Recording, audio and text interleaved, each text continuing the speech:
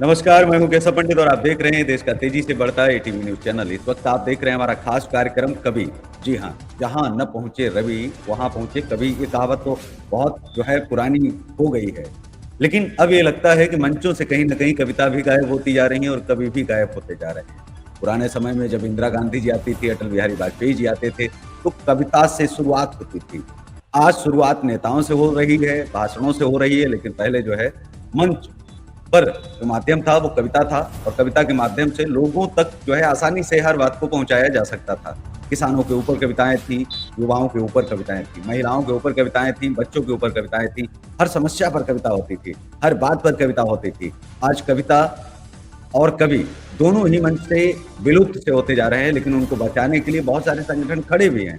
लेकिन जिस तरह से आगे आना चाहिए, राजनीति के लोगों को भी आगे आना चाहिए, मीडिया के लोगों को भी आना चाहिए और हमारी डूबती हुई विरासत को बचाना चाहिए।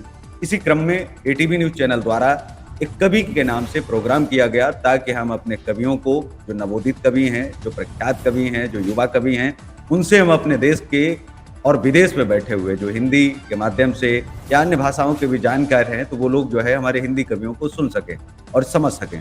डूबती हुई विरासत को पूरे देश में फैला सकें, डूबती हुई विरासत को बचा भी सकें।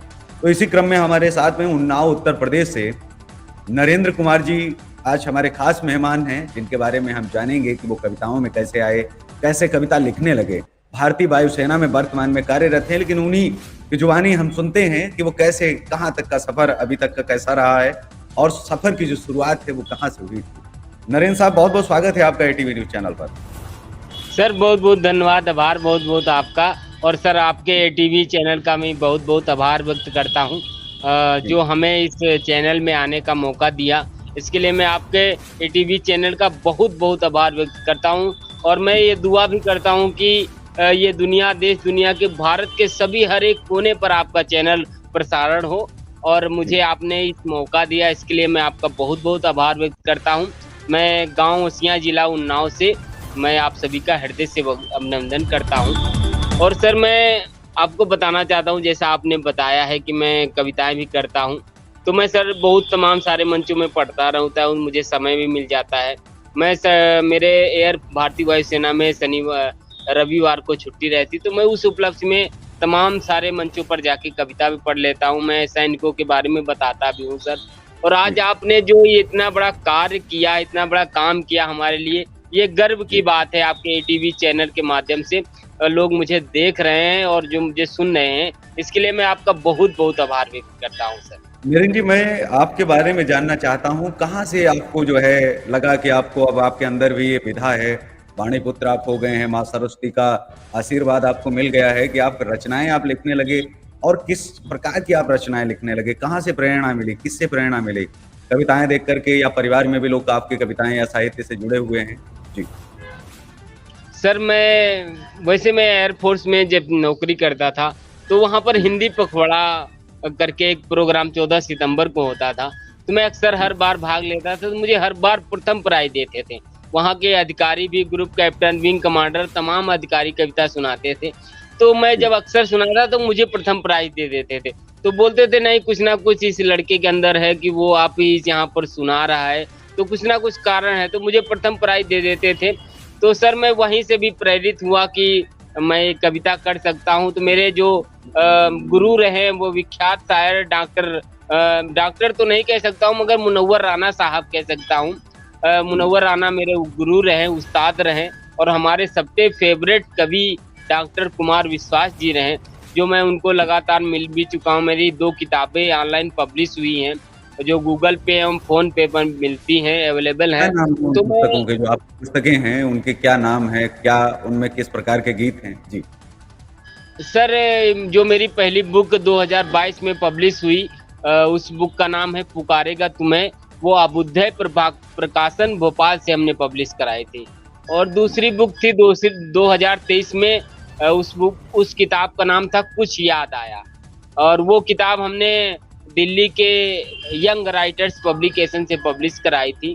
और मैं तमाम सारे कवि सम्मेलनों में जाता हूँ, अपने गाँव एरिया क्षेत्र के तमाम सारे उन्नाव जिले के, मैं दिल्ली, बम्बई, जबलपुर तमाम जैसे कवि सम्मेलनों में भाग लेता हूँ। तो सर मैं वहाँ से शुरुआत किया हूँ अपनी जर्नी की शुरुआत, और आज आपके चैनल के माध्यम से, ईटीवी चैनल के माध्यम से मैं आपका बहुत-बहुत आभार व्यक्त दोबारा जी। करना चाहता हूँ कि आपने मुझे इस टीवी चैनल के माध्यम से देश दुनिया में आप प्रसारित कर रहे हैं। इसके लिए मैं आपका तहे दिल से बहुत-बहुत आभार व्यक्त करता हूँ सर। नरेंद्र जी, मैं कुछ सुनना चाहूँगा कि आप हमारे दर्शकों को भी आप अपनी कुछ कविताएँ आप सुनाएँ, कुछ रचनाएँ जो आपकी ब ब बहुत ज़्यादा प्रसिद्ध हों, आपके मंचों पर रखते हैं, क्योंकि लगातार हमने तो आपको सुना ही है और आप लगातार बढ़ रहे हैं। मैं तो यही चाहूँगा कि हमारा प्रयास जितना हो सकता है हम लगातार मंचों पर लाएँ, क्योंकि हम अगले सप्ताह से कवि सम्मेलन के नाम से एक हर रविवार को प्रोग्राम भी हम करने जा रहे हैं, जिसमें लाइव प्रोग्राम होगा। देश दुनिया के तमाम कवि उसमें जो है साझा कर रहे हैं और वहाँ पर भी आपको अवसर हम जो है देंगे और मेरा पूरा प्रयास रहेगा कि आप अपनी कविताओं को और आगे ले जा पाओ, साहित्य को और कितना आगे ले जाया जा सकता है, आज तक बढ़ा रहा है। तमाम नेटवर्क हैं, दैनिक जागरण है, अमर उजाला है, इस क्षेत्र में आगे कूद पड़े हैं। तो एटीवी न्यूज़ चैनल ने भी ये मुहिम शुरू की है कि अपने साहित्य को, डूबते हुए साहित्य को और हमारे जो है साहित्यकारों को जो बचाने का प्रयास है, वो हम लोगों को करना चाहिए, हम वही कर रहे हैं। जी, नरेंद्र सर साहब। मैं इसके लिए आपका बहुत-बहुत धन्यवाद करता हूँ कि जो आपने साहित्यिक लोगों को चुना और इस एटीवी चैनल के माध्यम से आप जो दिखा रहे हैं देश दुनिया को, ये मुझे बहुत अच्छा लगा, क्योंकि साहित्यिक लोगों को इतना लोग नहीं पसंद करते हैं जितना आपने इस चैनल के माध्यम से। मैं आज तक भी देखता हूँ, ईबीपी न्यूज़ देखता हूँ, वहाँ पर तो दुनिया की ऐसी खबरें दिखाते हैं, मगर आपके एटीवी चैनल के माध्यम से जो पब्लिक देख रही है साहित्य के लिए। मैं निराला की भूमि गढ़ा कोला, मेरा वो गढ़ा कोला से मेरा पास में 3 किलोमीटर गाँव है ओसियां। निराला जी को आप सभी दर्शकों ने भी सुना होगा, महाप्राण निराला जिन्होंने राम की शक्ति पूजा बिल्कुल। लिखी, कि दुनिया उनको देखती है। आज उनके भक्त डॉक्टर कुमार विश्वास हैं, चेला है उनके डॉक्टर कुमार विश्वास। नहीं, निराला जी उनका तो भी एक साहित्य है संपूर्ण, उनको बिना पढ़े हुए लोग आगे बढ़ ही नहीं पाते। निराला जी से तो शुरुआत होती है 5वीं क्लास में, 6वीं क्लास में, 7वीं क्लास में उनकी कविताएं आती हैं और एक बहुत बड़े साहित्यकार, उनको महाकवि की संज्ञा मिली हुई है। जी, वह तोड़ती पत्थर, वो महिला के बारे में जो दरस्त सुर करदान पार्थी निराला जी कह सकते हैं हम, उन्हीं की धरती से आप सभी दर्शकों का फिर से आभार व्यक्त करते हैं। आपने जैसा कहा कि आप अपनी रचनाएं सुनाइए, मैंने तो तमाम मंच हर मैं शनिवार और संडे लगभग मैं सभी मंच शेयर कर लेता हूँ, जहाँ भी लोग बुलाते मैं हर जगह एक नई कविता सुनाता हूँ। मेरा उद्देश्य ये रहता है, मैं जो मेरे शायर विख्यात गुरु हैं, उस्ताद हैं डॉक्टर मुनव्वर राना साहब, तो मैं उन्होंने कहा था मैं हर एक मंच में जाता हूँ तो नई कविता लेकर जाता हूँ। और आज ही मैंने सुबह हाल ही मैंने देश के लिए और सैनिकों के लिए एक कविता लिखी। और जैसा कि सर आपने कहा है क्या कि ये बात है। भी एटीवी चैनल के माध्यम से आप लोगों को जो हमारे दर्शकों को सुनाए, तो मैं एक कविता अगर आप कहें तो मैं आप लोगों को जी, भी बिल्कुल, सुना। स्वागत है आपका। जी, साथ। इस कविता का शीर्षक है गंगा नदी, जो हमारे हुँ, सैनिकों को लेकर जोड़ती है, हमारे देश की व्याख्या करती है माँ गंगा। मैंने अक्सर देखा है छत्तीसगढ़, झारखंड, उड़ीसा, गुजरात, महाराष्ट्र, तमाम देशों से हमारे यूपी में आते हैं, हमारे माँ गंगा के पावन तट पर अपनी अस्थियां विसर्जन करने आते हैं। तो उस पर मैं माँ गंगा नदी की विशेषता बताना चाहता हूँ। तो जी, कविता का शीर्षक है माँ गंगा नदी। जी, स्वागत तो है। मैं जी, सुनाता हूँ कि यही मेरे जमी की पहचान है, और गंगा जहाँ बहती वही हिंदुस्तान है। जी, गंगा जहाँ बहती वही हिंदुस्तान है, कि हर जी, गली हर गांव में जाकर, खेत और खलियान में जाकर, कि हर गली हर गांव में जाकर, खेत और खलियान में जाकर, सरहद और रेगिस्तान में जाकर, घूम रही शमशान में जाकर, जिसका पानी पीकर फौजियों में जान है। गंगा जहाँ बहती वही हिंदुस्तान है, गंगा जहाँ बहती वही हिंदुस्तान है। इस नदी को देश की हर कहानी याद है, कितनी सच्चाइयां इसको मुझबानी याद हैं, कि कितनी सरहद पर शहीद जवानी याद है, कि कितनी सरहद पर शहीद जवानी याद है, कि इसको झांसी की रानी की मर्दानी याद है, कि इस धरती पर ना जाने कितने वीर कुर्बान हैं। गंगा जहां बहती वही हिंदुस्तान है, गंगा जहां बहती वही हिंदुस्तान है, कि हिमालय से हरिद्वार होकर, देखना ये नदी कहाँ से आती है और कहाँ पर जाती है, कि जी, हिमालय से हरिद्वार होकर, कानपुर से उन्नाव होकर, कि हिमालय क्या से बात है। बहुत हरिद्वार होकर, कानपुर से उन्नाव होकर, कभी धूप शानदार। कभी छाँव होकर, पटना के हर गांव होकर, कि जिसके पानी से लहराते गेहूं और धान हैं, गंगा जहां बहती वही हिंदुस्तान है। कौन है गंगा गंगा? जहां बहती वही हिंदुस्तान है। कि जिसकी लहरें पेड़ों से टकराती रहती, हरा भरा चमन महकाती रहती। कि जिसकी लहरें पेड़ों से टकराती रहती, हरा भरा चमन महकाती रहती, रोज पत्थरों से टकराती रहती, कल कल के गीत सुनाती रहती। कि जिसकी लहरों में खुद की शान है, गंगा जहां बहती वही वही हिंदुस्तान। हिंदुस्तान। गंगा जहां बहती वही हिंदुस्तान है। जय हिंद जय भारत। जी, क्या बात! बहुत खूबसूरत आपने जो है कि गंगा जहाँ बहती, एक परिचय हिंदुस्तान का, कि बहुत ही लोग नक्शे से समझाते हैं, लोग चीज़ों से समझाते हैं, लेकिन माँ गंगा की जो आपने व्याख्या की, माँ गंगा पर जो कविता एक लिखी और एक परिचय दिया कि हिंदुस्तान वही है जहाँ माँ गंगा प्रवाहित होती हैं और जहाँ कल-कल के करके तो बहती ही हैं, साथ में पूरे दुनिया में अगर देखा जाए तो माँ गंगा को सबसे पवित्र नदी माना गया है। इस नदी में जय कीड़े नहीं पड़ते हैं, बहुत सारी चीज़ें हैं। तो माँ गंगा के ऊपर जो आपने कविता लिखी है और एक सैनिकों को साथ में जोड़ा है और राष्ट्र को जोड़ा है। आज जो देशभक्ति की कविताएँ हैं, वो मंचों पर आपको कैसा लगता है? क्योंकि मंचों पर तो कई तरह की कविताएँ आती हैं और आप जिस तरह की कविताएँ लिख रहे हैं, वो तो ओज की हैं, राष्ट्र वीर रस में जो है वो कविताएँ हैं। तो क्या प्रेम रस पर भी आप लिखते हैं कविताएँ? क्योंकि प्रेम गीत और ये उम्र एक ऐसी होती है जो 18 से 16 वर्ष से शुरुआत हो जाती है। लोग तो कुमार विश्वास साहब को सुनकर के जो है बड़े होते हैं और इस उम्र में उनको सुनना शायद शुरू ही कर देते हैं। तो कुछ जिस तरह के उनके मुक्तक हैं, जिस तरह की उनकी कविताएँ हैं और माँ सरस्वती की उन पर विशेष कृपा है क्योंकि जिस दिन बसंत पंचमी है मतलब माँ सरस्वती जी की पूजा होती है, उसी दिन डॉक्टर कुमार विश्वास का जो है एक तरह से हम तो कहते हैं कि वो अवतरण दिवस है उनका। तो उनका जन्म हुआ था, उन्होंने हिंदी को बहुत आगे बढ़ाया। हिंदी को जहाँ बढ़ाने का श्रेय एक प्रधानमंत्री जी को भी जाता है कि उन्होंने पूरी दुनिया में हिंदी में भाषण देने शुरू किए। वहीं जो है एक साहित्य के बड़े सितारे ने भी हिंदी को बहुत पहले से शुरुआत से ही जो है इसको बढ़ाना शुरू किया और बहुत बड़े मंचों तक वो लेकर के गए। आज पूरी दुनिया में जितने भी देश है लगभग हर देश में उनके मुशायरे कवि सम्मेलनों में वो जाते हैं और वहाँ पर हिंदी माँ को आगे बढ़ाने का पूरा उनका प्रयास रहता है और वो बढ़ा भी रहे हैं। और उसी कड़ी में जो नए कवि हैं, नवोदित कवि हैं, उन्होंने भी हिंदी का जो सम्मान है, जो मान है, जो स्वाभिमान है, जो शान है, उसमें भी कोई कमी नहीं रखी है, उसको बहुत आगे बढ़ाया और आज बहुत सारे कवि हैं जो होती हुई हिंदी को फिर से एकत्रित कर रहे हैं, फिर इकट्ठा कर रहे हैं और फिर आगे बढ़ा रहे हैं। प्रयास यही है और मंच वही है। ज़रूरत है तो समझने की, लोग क्यों जो है ना समझें? क्यों कविताएँ वो जिन्हें फौज में, सेना में, आप स्वयं सेना में जुड़े हुए हैं, सेना में कविताएँ गा-गा करके वीरों में उत्साह भरा जाता था कि आप युद्ध कीजिए, अपनी माटी के लिए लड़िए। बहुत सारे गीत, बहुत सारे गाने, आज भी कोई फ़िल्म नहीं है ऐसी, कोई पिक्चर नहीं है ऐसी जिसमें बिना जो है गीतों के वो फ़िल्म जो है वो चल पाए। गीतों के दम पर ही एक फ़िल्म जो है आगे बढ़ती है। लेकिन अब मैं बात करूँगा आपसे कि आपने साहित्य 2 तरह से अब बँट गया है। एक तो अश्लील साहित्य और एक वही जिसके बारे में लोग बात करते हैं कि कम से कम साहित्य में तो अश्लीलता मत परोसिए, नहीं तो हमारा युवा जो है वो भटक जाएगा। अश्लील साहित्य पर आपके क्या विचार हैं कि क्या साहित्य में अश्लीलता होनी चाहिए? क्योंकि साहित्य तो समाज को आगे बढ़ाता है। साहित्य जो है वो युवाओं का निर्माण करता है, सृजन करता है। तो साहित्य में अश्लीलता कितनी हद तक सही है?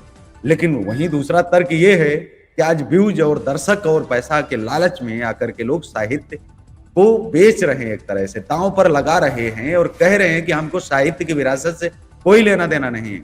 हम जैसे चाहेंगे वैसे हम साहित्य को ले जाएंगे। अगर हमें जरूरत पड़ेगी तो हम अश्लीलता भी घुसेड़ेंगे। आप देख रहे हैं बिहार में बहुत सारे गीत बन रहे हैं, लेकिन उनमें जिस तरह की अश्लीलता परोसी जा रही है, वहीं उनके खिलाफ बिहार के ही बहुत सारे साहित्यकार खड़े हुए। वहाँ की नेहा सिंह राठौर भी खड़ी हुई। उन्होंने कहा कि नहीं, साहित्य में अश्लीलता होनी ही नहीं चाहिए। आपकी कविताओं में अगर दम है तो आप बेबाकी से लिखिए, बेखौफ होकर के लिखिए, राष्ट्र पर लिखिए, प्रेम पर लिखिए। प्रेम बिना नग्नता के भी तो हो सकता है। अगर आप जो है अपने शब्दों को ही नंगा अगर आप कर देंगे, शब्द तो एक तरह से ओढ़नी होते हैं, शब्दों के माध्यम से तो कहते हैं कि एक पर्दा बन जाता है, उसको समझाने की एक प्रक्रिया है। लेकिन आप उन्हीं शब्दों को अगर तोड़ मरोड़ करके इतना नंगा आप कर दीजिए कि उन शब्दों से भी लोगों को घृणा होने लग जाए, जो शब्द समाज को आगे बढ़ाते हैं। क्या कहेंगे आप इस पर? जी। सर मैं आपने कहा कि अश्लीलता जो संग्राम जो साहित्य में से अश्लीलता हो रही, मैं अश्लीलता के बारे में तो नहीं कहता हूँ। मैंने संग्राम से श्रृंगार लिखा है और वीर रस पर भी लिखा है। तो मैंने इन टॉपिक पर तो बोलता ही हूँ मंचों पर, मगर जो जी, मेरा टॉपिक रहा, मेरे पिताजी मजदूर थे और मैं गर्व जी, से भी कहता हूँ कि मेरे पिताजी मजदूर थे और मेरे 4 बहनें और 2 भाई थे। हम सभी ने जो स्ट्रगल किया है, मैं भारतीय वायु सेना में हूँ। मेरी एक बहन पुलिस में है, एक बहन मेरी आरटीओ में है और एक बहन मेरी हमारे उसिया में ही उच्च प्राथमिक विद्यालय में 6 से 8 तक टीचर है, वहाँ पर सरकारी क्या विद्यालय। बात है! तो आज बहुत भी मेरे सुंदर। पिताजी जी, मज़दूरी करते हैं, तो मैं गर्व से कहता हूँ कि मेरे पिताजी मज़दूरी करते हैं। तो वहाँ से मैंने जी, साहित्यिक सीखा। जी, मैंने पहला अपना जो मंच पढ़ा, मैंने गाँव में पढ़ा, तो वहाँ पर मैंने जो पहला शेर अपने पिताजी के ऊपर पढ़ा, तो वहाँ पर लोग बहुत सारे मेरे पिताजी भी रोए और मुझे जी, हम बहुत सुनना सारा ईमान। चाहेंगे। हाँ सर। जी, हम भी सुनना तो चाहेंगे वो शेर। मैंने जो इस साहित्यिक धारा पर मैं आपने जो कहा, तो मैंने पहला एक शेर पढ़ा था कि हुँ, काम एक शेर पढ़ा था कि हमारे घरों में काम करने वाले सच्चे होते हैं और वो किसानों और मज़दूरों के बच्चे होते हैं और क्या साहब बात! कभी मज़दूर की मज़दूरी नहीं मारना और हुँ, मज़दूर के भी छोटे-छोटे बच्चे होते हैं। मज़दूर के भी छोटे-छोटे बच्चे होते हैं अच्छे और होते इसी हैं। कड़ी पे मैंने एक शेर कहा था कि काम कहाँ मिलेगा, यही सोचकर आँखें नम हो गईं और जब बीमारी सर पे आई तो दवाएँ ख़त्म हो गईं और साहब ये छुट्टियाँ तो गरीबों की खान-ख्वाहें हैं, उनकी तो एक दिन की रोटियाँ कम हो गईं। जो हम सभी हुँ, सरकारी कर्मचारी छुट्टी ले लेते हैं, अगर गरीब मज़दूर अगर इस पर छुट्टी लें, तो उनका एक दिन की रोटियाँ कम हो जाएँगी साहब, उनको खाने के लिए कुछ नहीं हो पाएगा। तो इसी कड़ी में मैंने एक तरन्नुम से एक जो मुक्तक लिखा था, मैं ज़्यादातर गरीब मज़दूरों पर लिखता हूँ, मैं अक्सर साहित्यिक मंचों पर बोलता हूँ। यहाँ हमारे एक बीघापुर बहुत बड़ा कस्बा है, यहाँ पर बहुत बड़े क साहित्यिक मंच होते रहते हैं। मैं अक्सर जी, महाप्राण निराला की यहाँ जमी है, जी, तो मैं यहाँ अक्सर पढ़ता हूँ। तो एक शेर मैं आप सभी दर्शकों के टीवी चैनल के माध्यम से एक शेर पढ़ना चाहता हूँ। अगर जी, इस शेर में आप सभी तवज्जो दे देंगे तो मैं जान जाऊँगा कि साहित्यिक जी, चैनल पर लोग अपनी प्रतिक्रिया दे सकते हैं। तब मैं एक बिल्कुल। शेर पढ़ता हूँ कि किसी और के खातिर खुद को मैंने दर्द समेटे देखा है। क्या होती है पीड़ा अपनी करवट बदल के देखा है कि उनका कोई नाम नहीं है जनसंख्या की सूची में। मैंने भूखे बच्चों को फुटपाथ पे सोते देखा है। मैंने भूखे बच्चों को फुटपाथ पे सोते देखा है। तो देखो ये साहित्यिक जमी है, यहाँ पर कई सारे टॉपिक ऐसे सर मिल जाते हैं कि मैंने अक्सर बड़े लोगों को जो देखा है कि वो बड़े लोगों की बात करते हैं, मैं अक्सर गरीब मज़दूरों की बात करता हूँ। जी, मैंने वो दौर जिया है, मैंने वो दौर देखा है। आज जी, भले मैं बहुत बड़ा अधिकारी हूँ, कैसी भी पोस्ट में हूँ, मैं ये नहीं कहता हूँ मेरे परिवार कैसा हो, मगर मैंने वो दौर जी, देखा है। तो मेरे जी, अक्सर जो शेर बनते हैं मैं वहीं पर मेरा एक चैनल है यूट्यूब पर कवि नरेंद्र कुमार, वहाँ पर मैंने हज़ारों लाखों वीडियो मेरे हैं, जो लाखों करोड़ों में लोग देखे हैं। मैं ना ऐसा नहीं 7.9 के व्यू तक भी है। मैं हर टाइप को वहाँ पर कविता में पढ़ता हूँ सर और आज आपके चैनल के माध्यम से आज जो मुझे इतनी पब्लिक देख रही है, मैं इसके लिए आपका बहुत-बहुत आभार, धन्यवाद व्यक्त करता हूँ कि जो मुझे आपने सुना इसके लिए मैं आपका दिल से आभार व्यक्त करता हूँ। नरेंद्र जी, हमने तो एक मंच को नाम ही दिया है, आप देख पा रहे होंगे स्क्रीन पर आपकी तस्वीर के साथ में ही लगा है कि जहाँ न पहुँचे कवि, जहाँ न पहुँचे रवि, वहाँ पहुँचे कवि। ये बहुत सारे मंचों पर जो है नहीं आपको देखने को मिलेगा कि ये लाइन जो है वो बिल्कुल गायब सी होती जा रही है। यही मैं कह रहा हूँ कि जहाँ पर रवि नहीं पहुँच पा रहा है, अब तो रवि हर जगह पहुँच रहा है, कवि नहीं पहुँच पा रहा है। कवि की समस्या बड़ी हो गई है। अब कवियों को वो स्थान जो है जैसा आपने कहा कि नहीं आर्मी के अंदर ऐसा है, अभी भी बिल्कुल बहुत अच्छी बात है, लेकिन वो चीज़ आपने देखी होगी कि राजनीति के मंचों से गायब हो गया है। वही जो है ये कार्यक्रम कहीं न कहीं जो पूरे देश भर में पहले हुआ करते थे, भाषा कोई भी हो, चाहे वो पंजाबी हो, मद्रासी हो मराठी हो, गुजराती हो, कोई भी भाषा हो, हर भाषा में कविता और जो है विधा ये आगे आनी ही चाहिए। लेकिन हुँ, जिस तरह से जो नवोदित कवि हैं, वो भी आगे बढ़ रहे हैं। कितना संघर्ष, कैसा संघर्ष आपका रहा कविताओं में जब शुरुआत आपने की, और आज आपकी कोई पीड़ा है क्या इस क्षेत्र में? क्या आप चाहते हैं जिस मंच तक पहुँचना आप चाहते हैं कि उस मंच तक पहुँच करके ये कविताएँ और आगे जो है लोगों तक पहुँचाई जाएँ? वो सपोर्ट, वो सहयोग मंचों से मिल रहा है आपको? बड़े कवियों के द्वारा आपको दिया जा रहा है? जी। सर, सबसे पहला आपका बहुत अच्छा सवाल रहा कि आपको मंचों में सहयोग मिल रहा है कि नहीं? मैं श्रृंगार पर आपको पहले भी बता चुका हूँ, वीर रस पर भी लिखता हूँ। तो मैंने श्रृंगार पर तमाम सारे लिखे और मैं जब ज़्यादातर मैं गरीब मज़दूरों को लेकर चलता हूँ, यहाँ से मैं अपना टॉपिक उठाता हूँ। मैं यहाँ से सबको यहाँ मैं अपने बड़े कस्बे भी, अपने गाँव में भी कवि सम्मेलन करता हूँ और तमाम मैं हर हर शनिवार और रविवार को मैं मंच भी पढ़ता हूँ। तो मेरी आदत है कि मैं हर बार नया शेर लेके जाऊँ। जहाँ भी जाऊँ, जी। जिस टॉपिक की ज़रूरत है, मैं वहाँ पर उस टॉपिक पर पढ़ता हूँ और यहाँ पर जी। मुझे स्ट्रगल तो है ही है सर, रातों दिन लगता ही है। मैं दिन में ड्यूटी करता हूँ, कभी-कभी रात में भी भारतीय वायुसेना में नौकरी करनी पड़ती है। रनवे पर भी कभी मैं ड्यूटी करता हूँ, जहाँ पर जहाज उड़ते हैं, जहाँ पर फ्लाइट करते हैं, टेक ऑफ करते हैं, वहाँ पर भी ड्यूटी करता हूँ। तो मुझे वहाँ से भी टॉपिक मिल जाते हैं। मैं रात को भी कविता लिख लेता हूँ, दिन में भी कविता लिख लेता हूँ। तो तमाम सारे मंचों पर मैं कविता पढ़ लेता हूँ, मगर मैं सर एक आपको शेर सुनाता हूँ कि रोता तो हूँ मगर आँखें मींच लेता हूँ और आईने को देखकर तस्वीर खींच लेता हूँ और पैसों की तो हैसियत है नहीं साहिब, मगर लोगों के दिलों को जीत लेता हूँ, मगर लोगों के दिलों को जीत लेता हूँ। तो इस टॉपिक कर मैं कविता चुन लेता हूँ और आज आपके टीवी चैनल ने मुझे इनवाइट किया, इसके लिए मैं बहुत-बहुत फिर से बार-बार मैं कहता हूँ कि इतना बड़ा चैनल जो मुझ जैसे इंसान को यहाँ से उठा सकता है। आप मेरा बैकग्राउंड देख सकते हैं, मैं इस बीघापुर छोटे से कस्बे से हूँ। अगर इस क्षेत्र से उठा सकता है, तो आपका चैनल बहुत दूर तक जा सकता है। जो एबीपी चैनल चल रहा है, एबीपी आज तक, इससे भी ऊपर आपका चैनल जा सकता है। इसके लिए मैं आपका पुनः बहुत-बहुत आभार व्यक्त करता हूँ सर। बहुत-बहुत कृतज्ञता धन्यवाद हमारी सर। है। मैं आपको 4 लाइनें आपको सुनाता हूँ क्योंकि अ, आपने जो है सुनाया 4 लाइनें हैं जिनको मैंने लिखा है। वैसे मैंने आपसे शुरुआत से ही कहा था कि मैं नेताजी बोस पर जो है कविताएँ लिखता हूँ। उन्हीं से हमारी स्वागत। शुरुआत होती है और उन्हीं से हमारा जो है अंत होता है, हाँ सर, सारी चीज़ें। तो मैंने उन पर बहुत सारे गीत लिखे हैं, बहुत सारी कविताएँ लिखी हैं, लेकिन कुछ चीज़ें मैं आपको सुनाता हूँ। स्वागत है कि सर। नेताजी हैं बंधन में, नेताजी अभिनंदन में, नेताजी संपूर्ण हिंदू हैं, नेताजी हैं जन जन में। वाह! अंग्रेजी गालों पर थप्पड़ गूंज गई थी लंदन में, नेताजी हैं बंधन में, नेताजी अभिनंदन में। कि नेताजी से मुलाकात कर शीश झुकाया हिटलर ने, नेताजी को मदद और हर वचन निभाया हिटलर ने। वाह! अंग्रेजी सिंहासन डोला शेर दहाड़ा जर्मन में, नेताजी हैं बंधन में, नेताजी अभिनंदन में, क्या नेताजी कहेंगे? हैं बंधन में, नेताजी अभिनंदन में। 10 साल हो गए हैं मन छोड़े हुए, लेकिन मैं लगातार अभी भी साहित्य को लेकर के कि ये विरासत बढ़ती रहे, यूं ही आप जैसे नवोदित कवि आते रहें, गुनगुनाते रहें, क्योंकि मंचों पर कविताएं जब तक रहेंगी हिंदुस्तान तब तक रहेगा।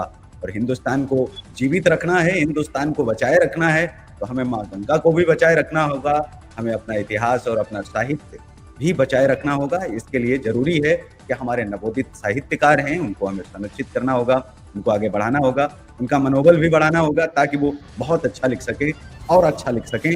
निराला जैसे लोग भी फिर पैदा हो सके, क्योंकि निराला की धरती से निराला भी दोबारा पुनर्जन्म ले सकते हैं, लेकिन अवसर तो देना चाहिए और अवसर तो देना ही पड़ेगा। तो इसी के साथ इस कार्यक्रम में बस इतना ही। हमें दीजिए इजाजत, नमस्कार। देखते रहिए आप देश का तेजी से बढ़ता है टीवी न्यूज़ चैनल। जाते-जाते बस इतना ही कहूँगा कि स्क्रीन के नीचे नंबर चल रहे हैं। अगर आप कविताएँ लिखते हैं, रचनाएँ लिखते हैं, शेरो शायरी आप करते हैं और आपको कोई मंच कहीं नहीं मिल रहा है, तो आपके लिए एटीवी न्यूज़ चैनल का ये प्रोग्राम आपके लिए ही खास करके बनाया गया है। कवि जहां न पहुंचे रवि वहां पहुंचे कवि।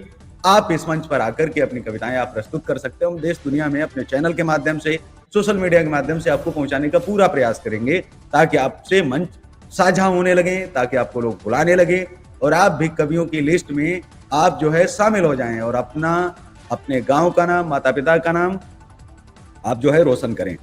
तो फिर से एक बार सभी दर्शकों को मेरी तरफ से जय हिंद, वंदे मातरम।